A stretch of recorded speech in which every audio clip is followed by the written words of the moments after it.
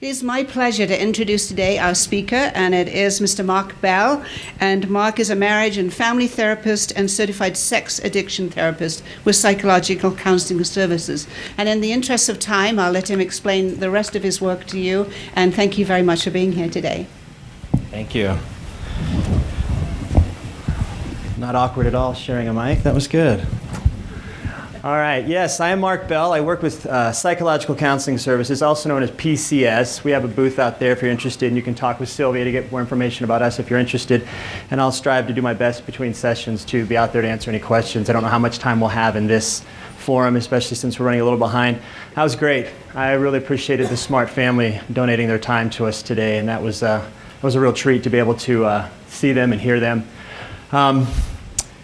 The work that they're involved in, the work that I'm involved in, and the reason you folks have come out here is all really one and the same. We're striving to improve this world around us, either one person at a time, one victim at a time, or one struggling individual at a time. And there's people from across the entire spectrum that we're working to try to help. People that have been victims, people that are the perpetrators, people that are struggling with an addiction.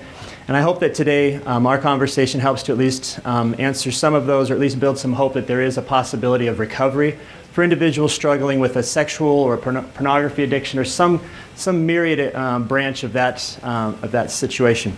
But what I'd like us to do is really have what I call a sexual health conversation. Because anytime we're talking about sexuality on any level, whether it's problematic or a healthy version or just inquiry, we really are just talking about sexual health. And if we can frame our conversation today and going forward around any aspect of sexuality as a sexual health conversation, it really does put it in perspective, because the health of sexuality has such a broad spectrum. And when we look at the individual nuances of each person and what they deal with, there really is no one-size-fits-all either treatment process or addiction process or struggle process. So we want to be able to talk about sexual health as it will play out for you, for me, for our children. And they get to have each of us has an autonomy within that, as well as an accountability. And we're going to talk a lot about that. Obviously, this is information you probably are really well aware of. I'll go through a few things, but it's omnipresent, it's ubiquitous. Pornography is all over, and pornography in the modern era is not like what we might have been experiencing historically. It isn't merely nude pictures of men and women. It's not merely videos of people engaging in sexual acts. Pornography runs the gamut. In fact, now we live in a day and age where there's actual sexual technology called sexnology. And I'm not going to go into the details of all that. That's a conversation for another day. But there really is an entire industry built around, for some people they would describe it as improving sexuality. Others it would just be enhancing addictive behaviors. I'll leave that to you guys to decide what that means for you. But there really is an entire world out there where we talk about cyber sex, we talk about IRL or in real life sexual experiences, we talk about hookups, we have hookup acts, we have geolocating devices that you can locate somebody within 100 feet of you that's interested in having a sexual experience with you. There's myriad ways of going about doing the pornography experience. And so I hope that we really start to broaden our understanding of what pornography means, and understanding that it really is more than just a sedentary, isolated act by myself in an anonymous way. Now, obviously, pornography with masturbation, it doesn't always end there. My experience as a sex addiction therapist is that for many folks, pornography is similar to a gateway drug for drug addiction. In fact, Ed Smart was speaking to that as well. And so when we look at this, we've got to really start understanding the impact of pornography on ourselves, and not going into too many details, but there really is an understanding that it has a secondary traumatic impact for us, particularly the earlier it is experienced or exposed to in our lives. I liken it to a psychological sexual abuse. It's really just a term I've used with my clients, that when you realize the impact on the developing brain of a child and an adolescent, there's so much going on that the psychological sexual abuse of that child that they're not even aware of is already deviating them onto a track that's different from the standard healthy track that it might otherwise have been on. And at this point, because we described it's omnipresent, so much of the majority of our youth and now our adult population are already impacted by this, and we now have different branches of how we ultimately have evolved in our sexual health. So, bearing that in mind, when we talk about this, there is a traumatic experience. And it was a client of mine just recently that said, so you're telling me that when I masturbate to pornography now as an adult, which is what I got hooked on when I was a kid, I'm actually traumatizing myself, I'm re-traumatizing myself. And I said, well, that's an interesting way of putting it.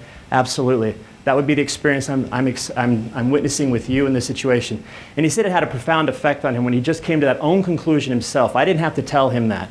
He came to that conclusion himself, and he said it really had a startling impact on his desire to, what he called, acting out. Sexual health versus sexual addiction.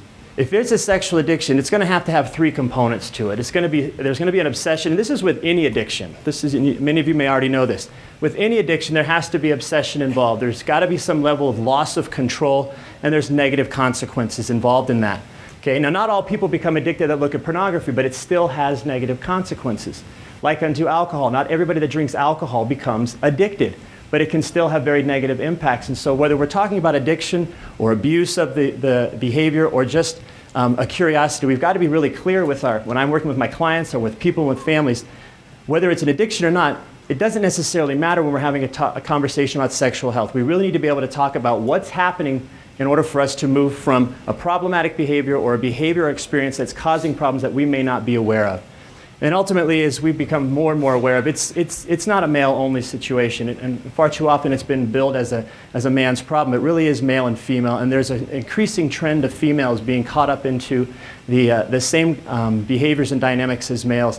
I got my training, specific training for sex addiction, at a treatment center called Gentle Path.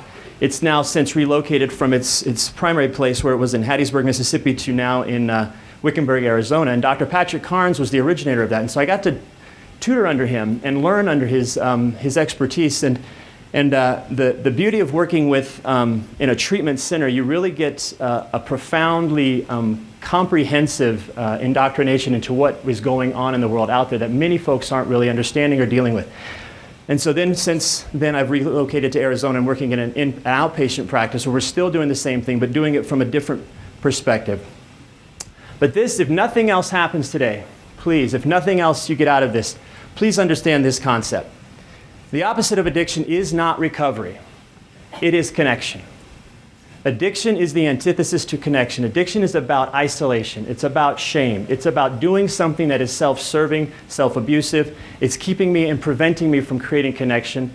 And it's many times the fact that I struggled with connection, that I get involved in an addictive behavior that reinforces the disconnection I feel in life. And so if we're going to talk about a sexual health and recovery from a sexual or pornographic addiction, we've got to talk about connection. And there is no such thing as connection without risk. I teach a course in communication at our practice, and the core of any communication concept is that, look, if we're going to create a connection with somebody, we're going to need to be able to communicate effectively, but if I'm not willing to risk, then I'm not going to be able to communicate effectively. I'm not going to be able to connect effectively. And when we talk about risk, we're not talking about bungee jumping and jumping out of airplanes. We're talking about emotional risks, where I show up and I tell you what I'm actually thinking, where I share with you what I'm feeling. But for a lot of people, that's a little too sophisticated. We haven't really been trained well to talk about our thoughts and our feelings, or to even distinguish between the two of them, because they are not synonymous. To say, I feel that's crazy, is not a feeling. That's a thought. I feel scared is a feeling. And just learning the nuances of communication dialogue helps us understand how to connect with folks. But risking is critical. So we'll come back to this at the end, but this is the piece I hope that you don't forget in the concepts of everything we're talking about. Things that you're very aware of. The self-medicating patterns of distraction and fantasy, they prevent the development of the necessary skills for healthy and emotional needs. Emotionally wounded people obviously are very vulnerable to this. And ultimately, an obsessive relationship with addictive behavior impedes the ability to recognize or consider its impact on others. We're talking about empathy here. For a lot of people, we're not even developing an empathetic template within us.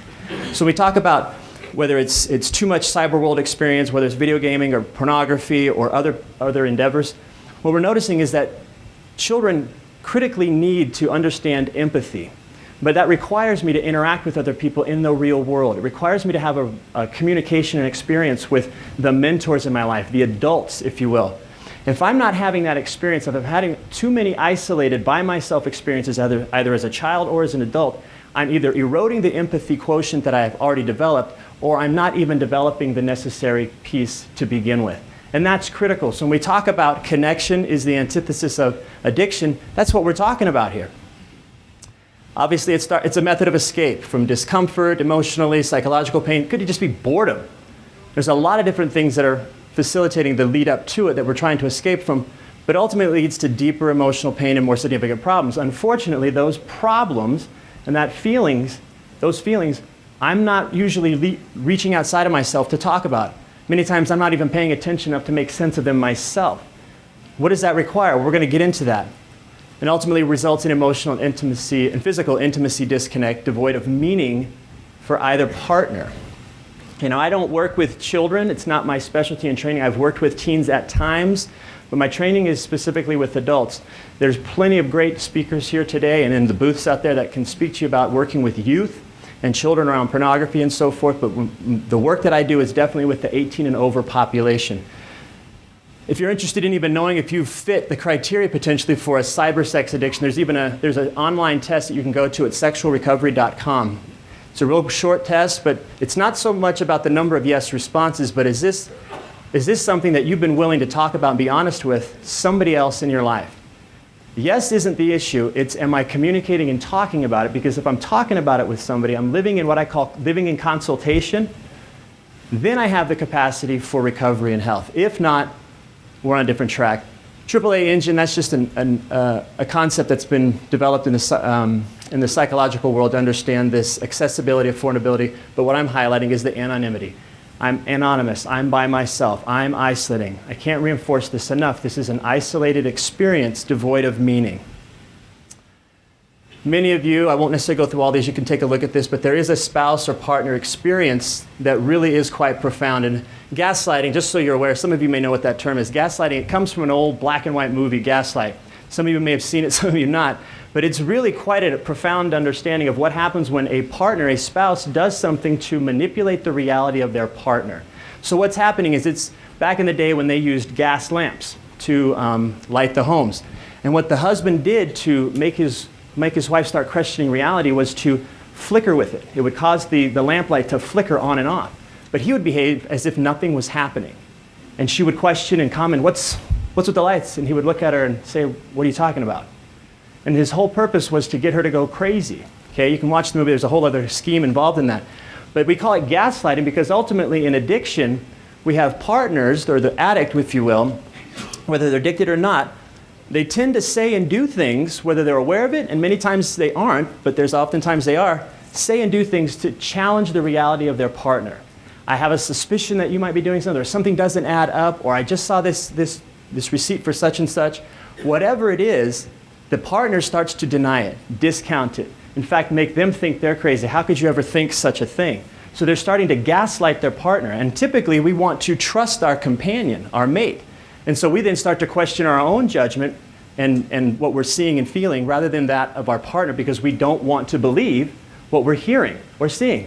And ultimately when it comes to the point that discovery happens, which is usually what happens, it's not disclosure, but usually discovery, the partner then starts to realize and connect the dots that, wait a minute, you were making me crazy this whole time. And then becomes the rage, the anger, the betrayal, the lack of trust.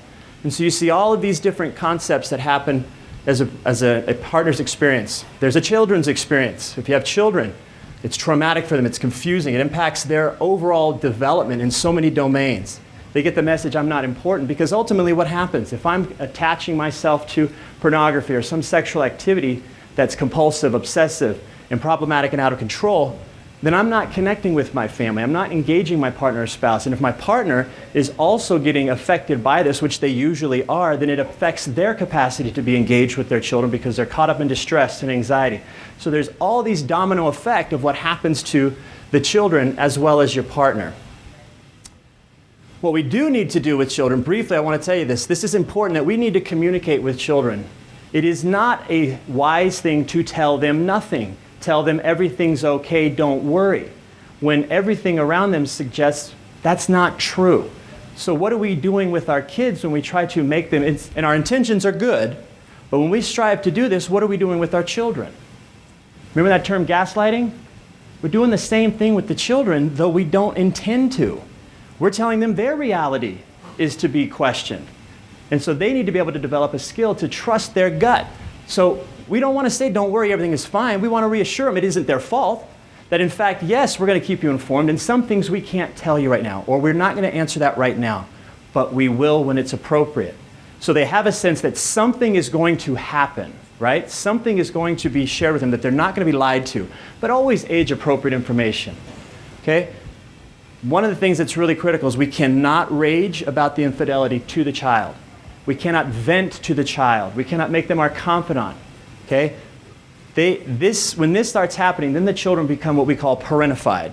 And now they're up in this role. They're expected to operate as an adult, as an equal, as a confidant, when they don't have the emotional or mental capacity to do such a thing.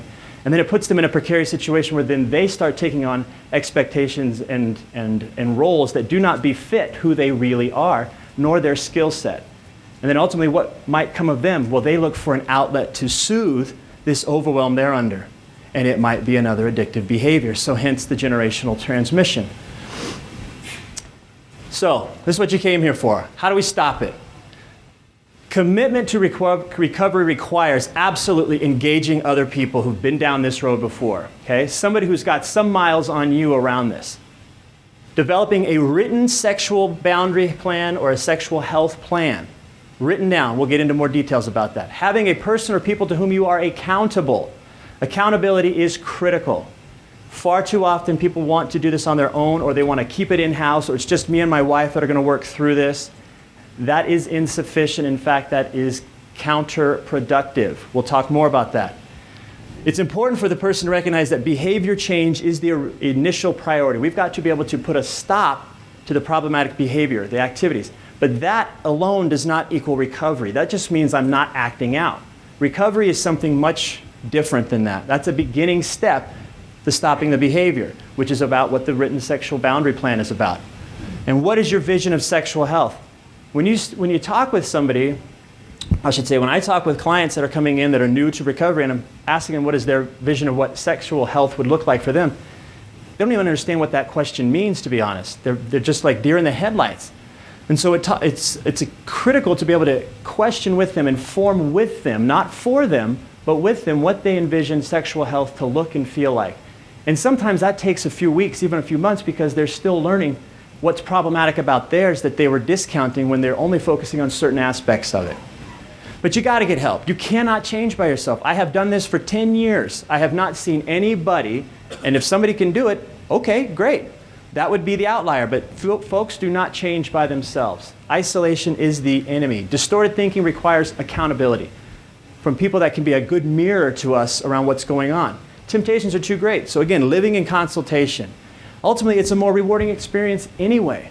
Folks that try to do this on their own, they live in isolation, they live in this fear, they live in this shame, they live in this belief system that this is about as good as it's going to get. And that's absolutely false. It isn't true.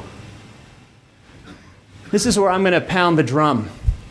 Not every single person requires individual therapy, but most do. If it comes down to somebody who has a true pornographic or sexual addiction, individual therapy is critical. Not because individual therapists have all the answers, what we have is great questions that clients don't tend to ask themselves. And then they're required to come up with solutions or answers to the questions that we're talking about that cause them to be self-reflective.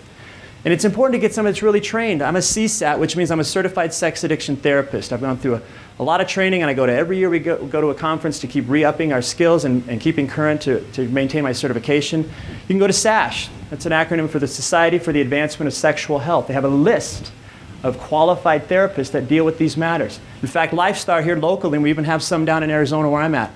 Great therapists, great training. I see a lot of them actually at my CSAT training. The things that we work on off the bat, when I meet with somebody, is I have them work with me to get a full sexual and relational history.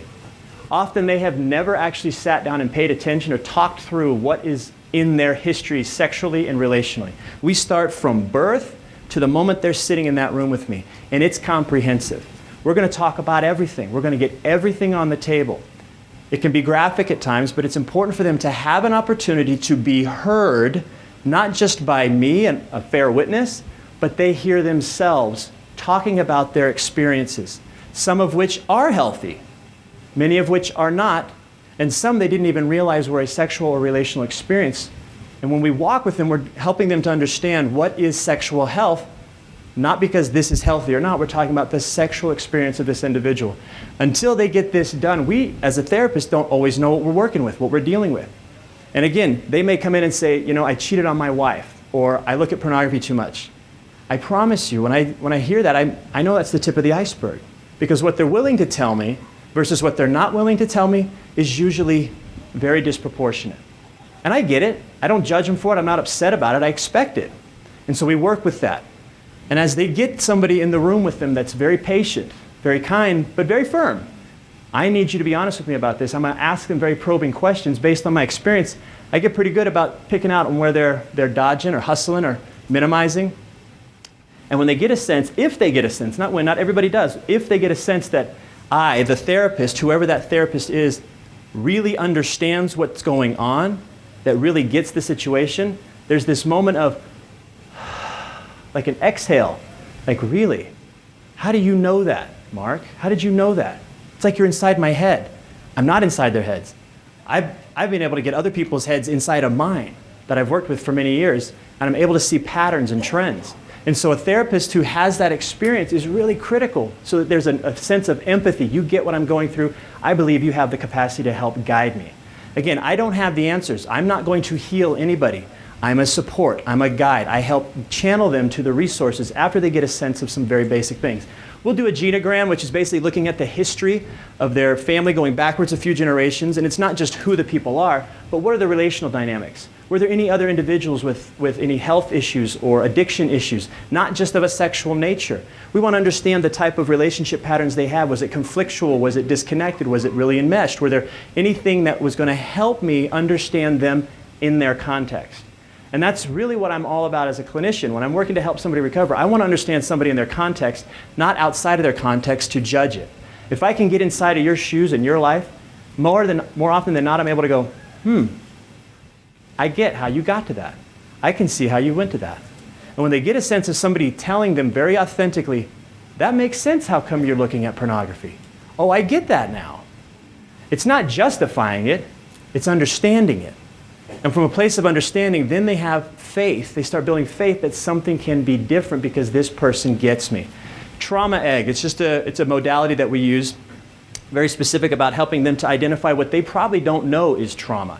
Now, trauma doesn't always have to be something as grand as what happened to Elizabeth Smart. That absolutely qualifies as big T trauma. And we do see that in our practice, but also there's what we call little t trauma, or things that they wouldn't otherwise recognize as trauma for them. And until they get a sense of what might be traumatically unresolved within them from either little t or big T place, it's going to be hard for them to recognize some of the trigger points for why they go and act in these ways and behave compulsively, because it is an escape from the unresolved. Okay? Couples therapy. Very, very critical. I would say that we pride ourselves on doing this in our practice, and many practices that we refer with back and forth take pride in couples therapy is critical. If you're in a relationship, married or significant other, it is critical to get involved in this because there's so much happening early on in recovery. There was a historical thought that you got to separate the husband and a wife or the partner from each other, have them do their own work separately because it's just too volatile, and then they would just send them home after doing individual therapy for weeks and weeks. And yet, what ends up happening at home? Well, they haven't learned the skills of what they've been taught on one end and how to communicate it effectively, and they're still living with the chaos of modern life and everyday life, as well as the pain and the betrayal of what's going on. It just created further problems. The more insight they get and the less empathy and understanding they had from each other, it created bigger problems. So the couples therapy is essential on the front end. Now, the good therapist, a good couples therapist is going to work in conjunction with the individual therapist. They're going to communicate back and forth. Hey, this is where John is. This is where Susie is. This is what I think would be really helpful in the couples work for you guys to explore and check this out. Vice versa, the couples therapist refers back to the individual therapist. Hey, this came up in our couples work today. I don't know if he shared or she shared. No, they haven't. Thank you very much. That's really important. There's so much that's not caught in an individual session or just a couples session, but that coordination of care is critical. And another component here, you see this underlying disclosure?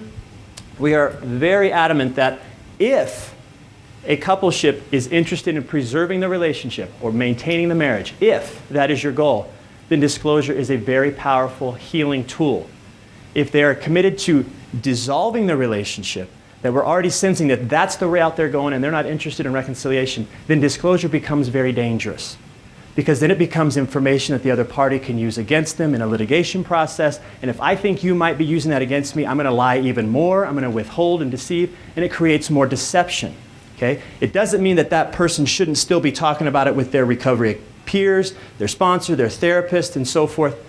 But when it comes to disclosure, it's critical that be done when the relationship is working towards reconciliation. So then there's a basis of what have I not known in this relationship so I can make informed decisions going forward about how to take care of myself. And if it's really significant, a lot of times it's important to go to inpatient treatment or intensive outpatient treatment, which is what we do, where they come for a week or two, stay in a hotel, but they come for 12 hours a day. There's different programs around the country that are really qualified to deal with some of the more intimate nuances of early recovery when it's really out of control, when there's significant consequences, and this person cannot control their behavior. It's gotten to the point that there's carnage, so to speak, and there's devastation that they cannot control. Then this is a level that the individual and or couples therapist should be referring out for that. This is essential. Group is the most preferred form of recovery and healing for any addiction, including pornography and sexual addiction. As I said, the individual therapist isn't the most important thing, it's just a critical component. However, I've told my clients time and again, if you're just seeing me and you're not going to group and getting group support and group counseling, getting a sponsor, then the work you do with me will probably fall flat on its face. You absolutely need a community of support. And that would be other men and women in recovery, people that are working to heal from this same similar behavior. Okay? There's different 12-step ones. There's SA, Sexaholics Anonymous, SAA, Sex Addicts Anonymous, SLAA, Sex and Love Addicts Anonymous, SCA, Sexual Compulsive. Goes on. There's a lot of different fellowships. It's also important to look within your faith. There's faith-based ones as well. When you do that, you need to make sure that that support group is focused on sexual and pornography compulsivity, on the shame reduction.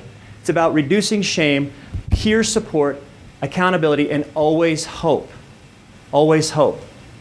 There's, I know the LDS has the ARP program. There's Celebrate Recovery for the general Christian population. There's very denomination-specific support groups. It's important to go to your faith, your religion, and look to see if they offer those, because it's wonderful to have an integration of faith and recovery at the same time.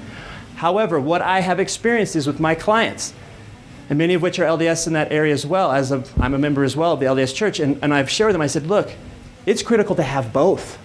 Have the faith-based group and the 12-step group that's of a 12-step SA or SAA component, because you get different support at each one. There's different things that you get from both. Either one doesn't offer everything I need. I want to get a myriad experience of support. So if you're not attending a support group often in early recovery, you're really delaying any kind of recovery that you might have, and it might in fact disrupt your belief that it can even happen for you. So unless you're willing to go after it, sometimes it's really dangerous to just toy around with it, because so many of the clients that have toyed with it and not followed through on the counsel lose hope that it's not going to work because they start judging a certain person at a group meeting, or I wasn't able because I had this trip, and so this and that. It's just not conducive to my lifestyle because I've got all these different things I'm responsible with my kids. There's always excuses and reasons. I get it. We have a life, and yet if I don't put my recovery as a primary focus, then the other things like dominoes start to fall apart. Accountability people, sponsors, very critical. And when we talk about accountability partners, it is not the spouse or partner.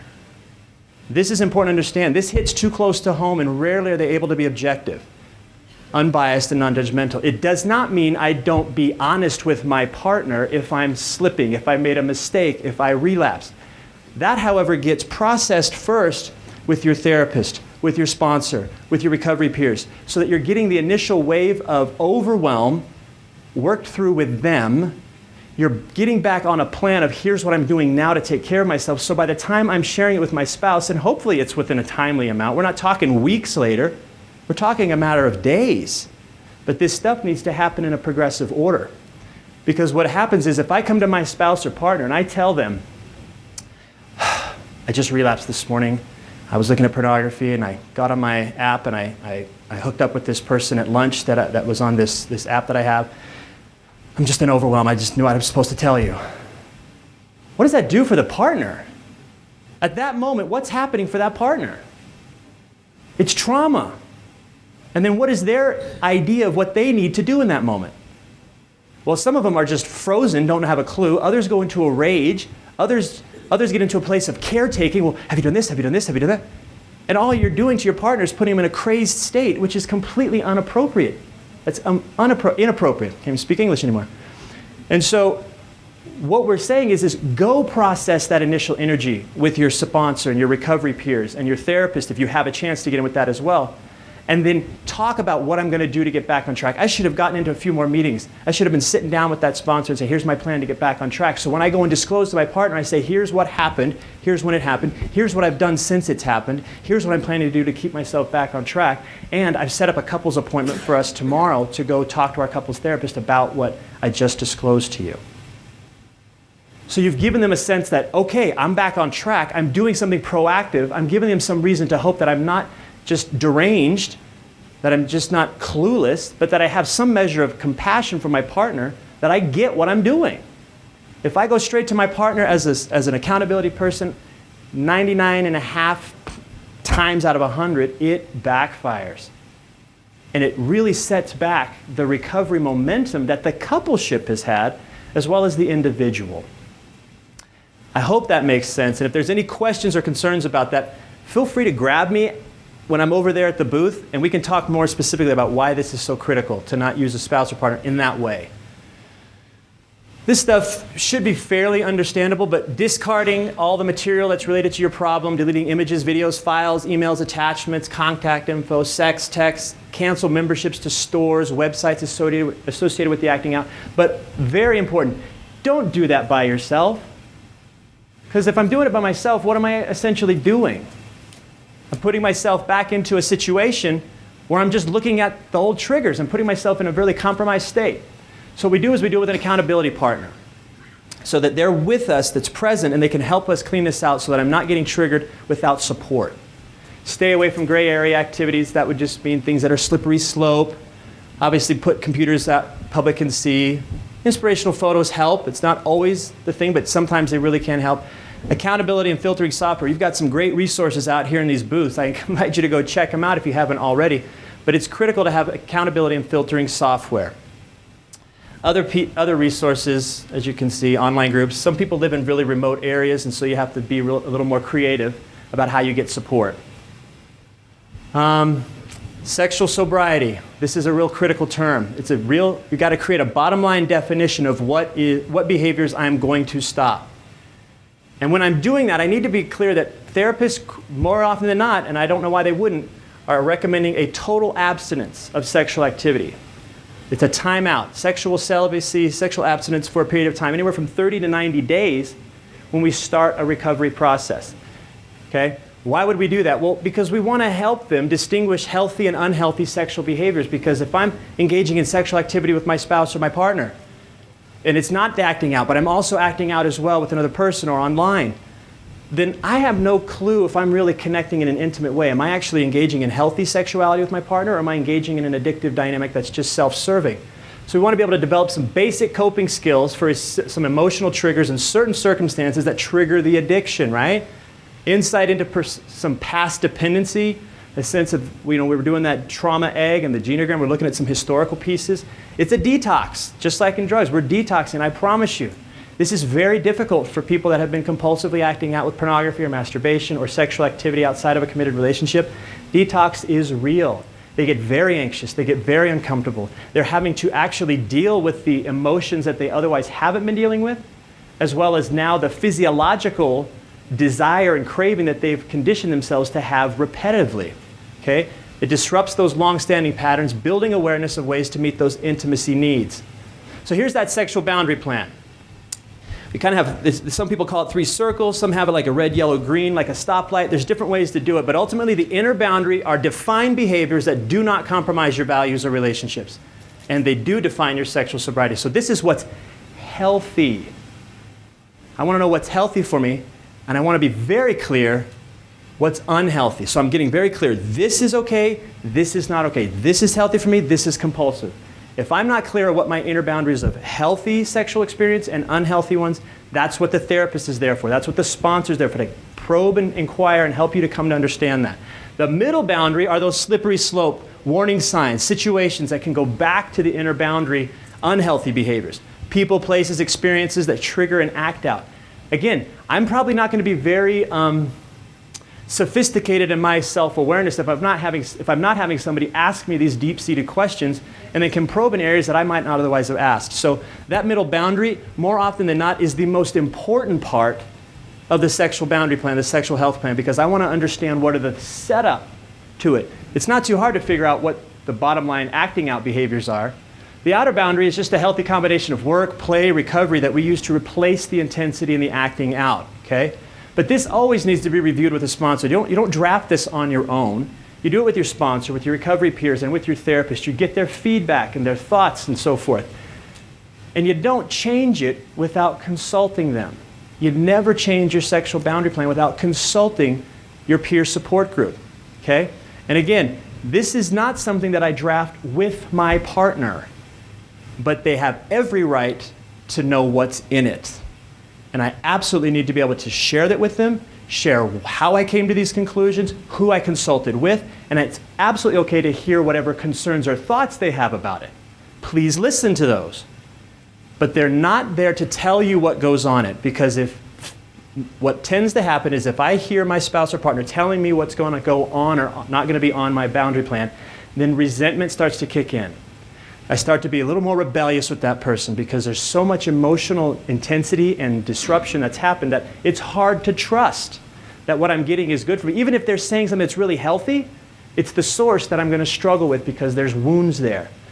But I absolutely need to take into consideration what they're saying and then take that information back to my support team and say, hey, here's what my wife or husband said would be interesting. I didn't think it was that interesting, but what do you think? And you work through it. Let's move past this because we're running short on time. I can speak more to this. There's an arousal template. Some folks struggle with fetishes or unwanted sexual attractions. And this is something that's really sensitive for a lot of people. We need to be really clear that when we're working with somebody, we're not coming at it from a place that we're going to reorient your sexuality. We want to spend time with them to help them understand how they got there. If they don't have an understanding of where this is coming from and what happened, then ultimately we're starting to try to change something that really is cart before the horse. So this really requires some sophisticated therapeutic intervention and awareness. And it's really important that at the end of the day, your healthy sexual self cannot betray basic recovery principles of not causing adverse life consequences, not being abusive, not keeping secrets, not causing shame, and not engaging in non-consensual activities. This requires a more comprehensive discussion, so I don't want to get too far into it because it really is very sensitive and deserves its own hour or two. Withdrawal, be careful. In the early stages, some folks get a little excited. Oh my gosh, I don't have any urges. I don't want to act out. I think I've got this licked. I'm good. And quickly they start trailing off in their accountability groups. They trail off on their therapy. They have this honeymooning period where they think, I'm really feeling good. I've got this licked. I don't need to keep doing this. It's just getting in the way of me going to my kids' sports. And my kids are upset with me if I don't do that. And my wife would like to go on a date with me every once in a while. So I really think I've got this taken care of. But let's just spread this out a little bit more, not do it as often. Caution. That honeymooning period is just that. It's a honeymoon period. It is not something to buy into that life is going to continue to be like this. The reason it's a honeymoon period is because of the things you're doing so consistently at that time that are working that need to be reinforced over a period of time. And oftentimes folks will switch during that space. They move away from acting out with pornography or masturbation and they may go do something else. Maybe they start binging on food. They've gone back to a drinking habit or they create something new. So the addiction hasn't been addressed at all at that point because it just switched. We've got to be aware that addiction is addiction and it manifests kind of like whack-a-mole. Pop it down here, what pops up over here? We want to address the addiction. Hence, we're going back into understanding the intimacy disability at its core, not just the behavioral manifestation of what's happening. Healing broken trust. This is critical, okay? I'm going to jump through it. I probably only have just a few minutes, in fact, so I'm going to go right to what do we need to do when dealing with a spouse or partner's reactions to our behaviors and then building lasting trust. Listen, listen, listen. Stop reacting. Reflect back what you heard. Not what you think, what you heard. You do not know what the other person is thinking or feeling until they confirm with you, yes, that's right, you got me. And remember that your past actions have hurt your partner, and for them, the past is still present for them. This may have been something that I've not engaged in for a while, and I've been able to come to some terms with it, but they're still dealing with it in the here and present. They may have only recently discovered it, or it may still be triggering for them. Getting upset with them for not healing at a pace that you prefer is abusive. That's selfish. And it really gets in the way in which we talk about focusing on building empathy. We got to show gratitude, humility. Don't expect your partner to understand your point of view. Your responsibility is to understand theirs. The people that won't understand your point of view are your accountability group, your sponsor and your peers. And don't demand your partner meet any healthy needs. Find recovery peers for that, your own needs. And look, don't look for the attaboys and the affirmations. You know what, I've gone a whole week without masturbating. Why don't you say anything about that? That's not their role to affirm you. Their job is to heal, and your responsibility is to be a good steward of that. Rigorous honesty is critical. Be patient. Acknowledge what you've done versus apologies. Apologies are hollow. Keep acknowledging what you did, recognizing, I hear you. I hear you saying that you're really upset about this XYZ thing. I can only imagine. Keep acknowledging. Do things together instead of isolating out. But I've also got to create and sustain a reliable plan for self-care. That's also crafted with your therapist or your accountability peers. Stay committed. That's that whole thing of the honeymooning. Don't honeymoon. Stay committed. Simple things are very meaningful for rebuilding trust, like admitting when you forgot something. So often the addict will simply say, oh my gosh, if I admit that I forgot to get the milk on the way home like I promised, she's going to lose it, I'll just come up with something else. Just admit it, I forgot it, and allow her or him to be upset with you. That is absolutely not the end of the world. They're simply upset. And if they say, see, this is just another reason why I can't trust you. Yeah, don't be overwhelmed by their response. They're still having a reaction, and they're still waiting to see if you can be consistent in your recovery.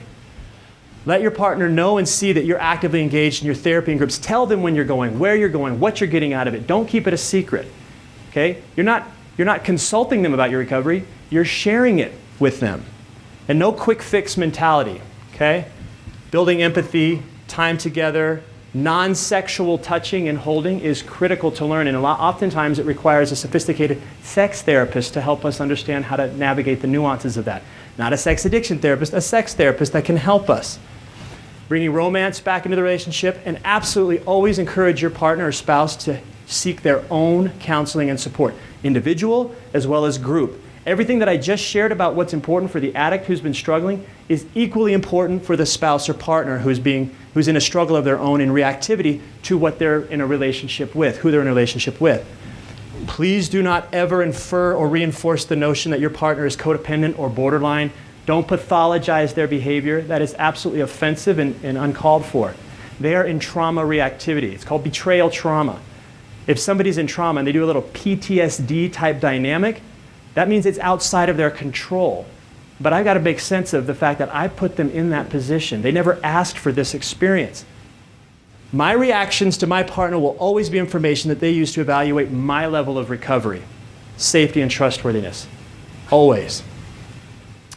It's important to self-nurture. Learning how to do nothing for periods of time and enduring the discomfort of that is critical to recovery. If I don't learn how to do nothing for periods of time, I'm setting myself up for relapse, okay? Meditate. I don't mean pray. Pray is good. That's also something to do. Meditate is something different. Learning to create a space where I can be self-reflective, introspective. It may incorporate prayer at times, but it also needs to be just self-reflection. I'm not talking about just yoga or ohms. We're being very clear about I need to be able to meditate, whether it's going out in nature, taking some time for myself, going on a walk with my sponsor to really just take some time to just breathe and take sense of what's going on in my body. Cultivating healthy friendships. Physical fitness, sleep, and diet. These are basic. I have my sister-in-law. She's a health coach, and this is something she would profoundly endorse over and over and over again. If we aren't taking care of the basics of sleep and diet and fitness, we're essentially asking for more struggles. Balance is critical. How much am I going to work in a week? How many commitments to different people am I going to be able to have without compromising the recovery that I've committed to? And yes, in early recovery, there's a lot of meetings. There's a lot of time and resources spent with therapy. But it's putting the load on the front end that you can then start to taper with support in time. If I'm trying to taper on the beginning, I'm not actually getting the momentum for recovery. Again, I talked about spending time in nature. For some people, getting a pet and learning how to just take care of another living being is really critical to developing empathy. Some people aren't pet people, so don't do that.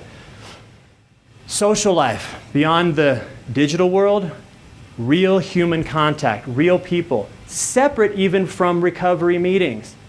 Please do not get caught up in an I'm only hanging out with recovery people because they're the only people that understand me and everybody else just wouldn't understand. You need a balance of both. I got to have healthy relationships with people in recovery and healthy relationships with people that have no connection to recovery. There's a lot of gifts of healing. I think I'm out of time. I'll jump right to that component that I wanted to share with you guys.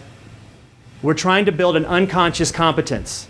As you do this over time, it becomes unconscious, your competence to be able to do this over and over again, which is essentially when we come back to the beginning, what are we trying to do? Connection. The opposite of addiction is connection. I'm building relationships, but I cannot do it without taking some risks. And the risks are being vulnerable, putting myself out there and allowing people to see me and to be seen by others. If I don't take risks, I will not connect. If I do not connect, I will still be trapped in the addiction that I struggle with. I've got to close. I thank you for your time. Any questions you have, please try to find me this afternoon over by the booth, but I appreciate your patience. Thank you.